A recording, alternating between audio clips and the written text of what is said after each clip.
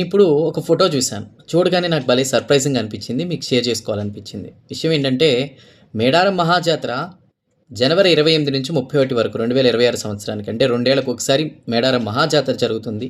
సమ్మక్క సారలమ్మని దర్శించుకోవడానికి, వారి కుటుంబానందరిని దర్శించుకోవడానికి, వనదేవతలుగా మారినటువంటి ఆ అమ్మవారిని దర్శించుకోవడానికి తెలంగాణ నుంచే కాకుండా చుట్టుపక్కల మహారాష్ట్ర, ఛత్తీస్‌గఢ్, ఇటు ఆంధ్ర నుంచి కూడా అమ్మవారిని దర్శించుకోవడానికి తండోపతండాలుగా కోట్లాది మంది భక్తులు వస్తూ ఉంటారు. మరి ఈ 4 రోజులైతే ఇసుకేస్తే రాళ్ళంత జనం. మరి అలాంటి జనం ఉన్నప్పుడు సాధారణంగా దొంగతనాలు కావచ్చు, ఏవైనా చిన్నపిల్లల్ని కిడ్నాప్ చేయడం కావచ్చు, ఇట్లాంటివన్నీ కూడా జరుగుతూ ఉంటాయి. అవునా కదా? మనం ఇలాంటివి 2 సంవత్సరాల క్రితం జరిగినటువంటి ఇదిలో ఆ డేటాను బట్టి కూడా మనకు తెలుసు. అయితే ఇప్పుడు ఇక్కడ ఈ విషయం ఏంటంటే, ఈ ఫోటోలో మీరు చూస్తున్నారు కదా!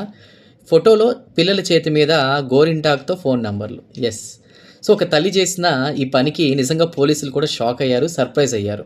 సో, మనకు తెలుసు పిల్లలు అవునన్నా కాదన్నా జనంలో తప్పిపోతే ఎలా? కొంతమంది వాళ్ళ తల్లిదండ్రుల వివరాలు కూడా చెప్పలేరు. అలాంటి పరిస్థితుల్లో ఇవాళ ఎలాంటి ఇబ్బంది రాకుండా ఒక తల్లి చేసిన పని ఏంటంటే గోరింటాకుతో ఆ పిల్లల చేతి మీద మొబైల్ నంబర్ రాసింది. వాళ్ళ మొబైల్ నంబర్. ఒకవేళ తప్పిపోయి పోలీస్ అధికారి ఎవరికైనా దొరికితే గనక ఖచ్చితంగా వాళ్ళ చేతిని చూపిస్తే ఆ నెంబర్‌కి కాల్ చేస్తే వాళ్ళు ఎక్కడున్నారో ఈజీగా కనుక్కోవచ్చు. నిజంగా ఈ ఐడియా చాలా బాగుంది కదా! ఎక్కడికక్కడ ఇప్పుడున్నటువంటి ప్రభుత్వం, కాంగ్రెస్ ప్రభుత్వం పూర్తి నిఘా ఎక్కడ ఎలాంటి ఇబ్బంది లేకుండా కూడా ఏర్పాటు చేస్తున్నప్పటికీ కూడా నిజంగా ఈ తల్లి చేసిన పనికైతే మనం ఒక లైక్ కొట్టాల్సిందే.